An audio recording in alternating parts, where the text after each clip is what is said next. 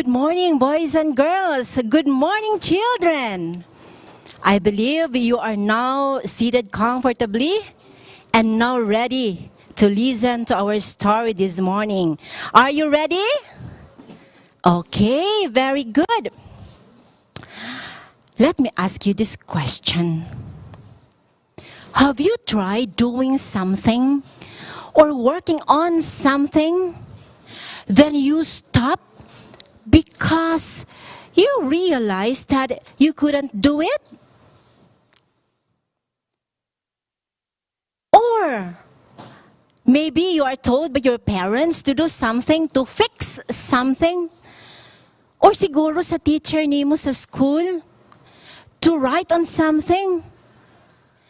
Then you realize nga, hala kalisod man di ay sa gipabuhat sa ako, dili man ko kabalo. Ang atong story karon nga kabuntagon, it is entitled The Butterfly Struggle. This is a lesson of the importance of challenge and hard work. Our memory text is found in Philippians 4:13. It says, I can do all things through Christ who gives me strength. Let us put action on it. I can do all things through Christ who gives me strength. Again, let us memorize. I can do all things through Christ who gives me strength.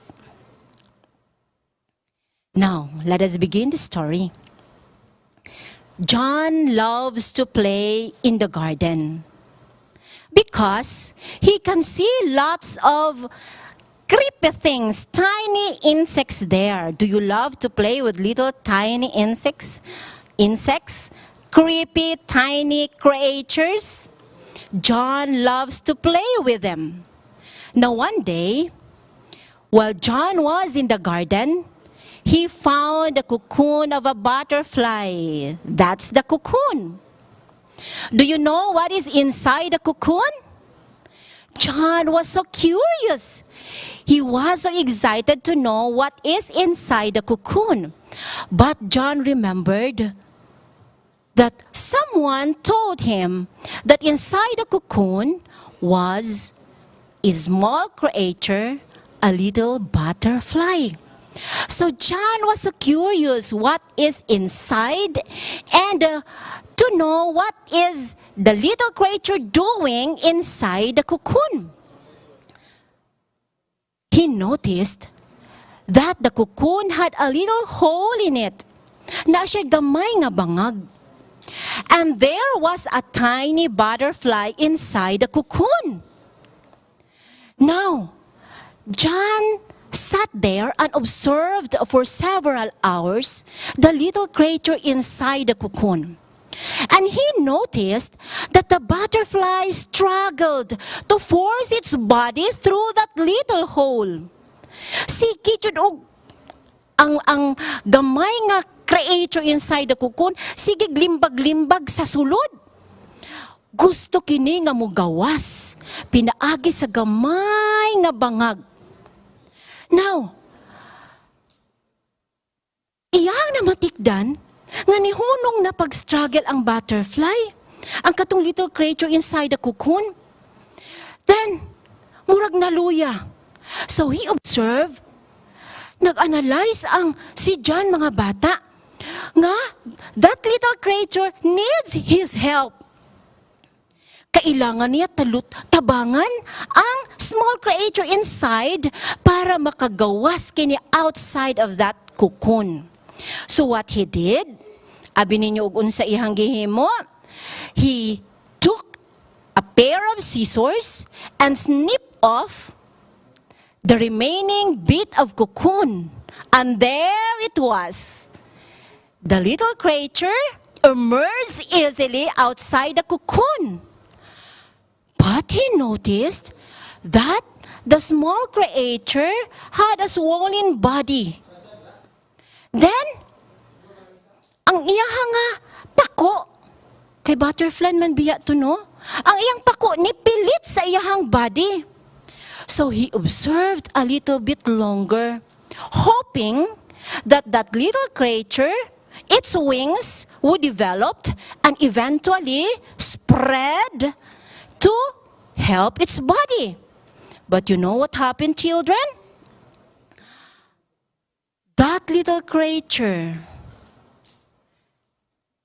wala gyud ni develop ang wings. In fact, that little creature spent its life crawling with swollen body and shriveled wings. And it was not able to fly. Now John felt a great sadness. He was so disappointed. He really expected that such creature would become a beautiful butterfly. Ang wala di ay nasabta ni John, mga bata. The butterfly needs to struggle.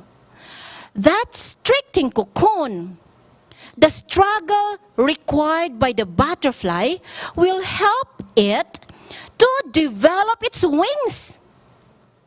Katong fluid di ay pag-struggle sa butterfly, mo pagawa siya sa iyahang fluid para mo develop ang iyahang wings. Wala na nasabta ni John. And that struggling would help it to be ready to fly once it's achieved its freedom from the cocoon. Sometimes, difficulties in life, those struggles that we experience, kanang nagkalisod ta sa eskwelahan, kanang gipahimo ta sa atong parents ug mga trabaho nga we thought lisod kaayo himuon. Uy, kana di ay maka-help nato mga bata. It strengthens us. It gives us courage to do things nga ato ang mutabang sa atong sarili in the future. And it would help us to have the courage to say, I can do it. I can do it. Like a butterfly, before it becomes a beautiful, a developed, full-grown butterfly, it experienced struggles. Before it becomes a beautiful, colorful butterfly. Mao na mga bata, dili di ay ta mabalaka nga magka-experience ta og difficulty sa kinabuhi sa ato nga mga eskwela, no, maka-experience ta kalisod because it will help us to be strong. Those struggles in life help us to become stronger in faith. What does our memory verse says?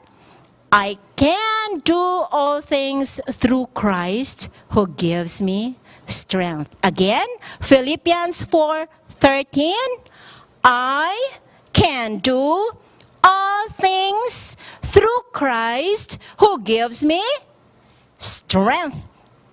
God bless everyone. Happy Sabbath.